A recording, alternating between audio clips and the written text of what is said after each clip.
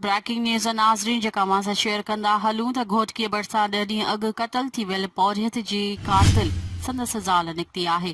घोटकीअ section थाणे ते मक़तूल जी ज़ाल ऐं उन जी चाहींदड़ समेत 5 ॼणनि मथां केस दाख़िल कयो वियो आहे।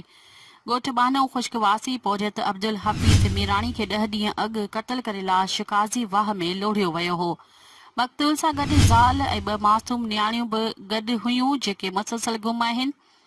10 ॾींहं गुज़रण बाद घोटकीअ सेक्शन थाणे ते मक़तूल जी अमर दरिया ख़ातून मीराणी जी फरियाद ते मक़तूल जी ज़ाल सियाणी कोरी ऐं हुन जी चाहींदड़ अब्दुल हलीम शेख, इमरान शेख ऐं ॿिनि नामालूम माण्हुनि मथां केस क़तल जो दाख़िल कयो वियो आहे।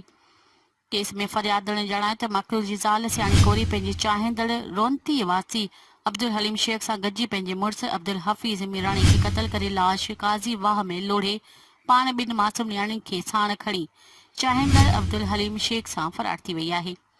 यादि रहे त 10 ॾींहं अॻु अब्दुल हफ़ीज़ मीराणी पंहिंजी ज़ाल 2 मासूम नियाणियुनि सां गॾु घुमण लाइ घोटकी विया हुआ।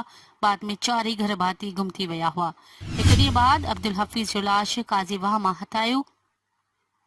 मक़तूल जी ज़ाल ऐं मासूम नियाणियूं अञा ताईं ज़ाहिर न थी सघियूं आहिनि।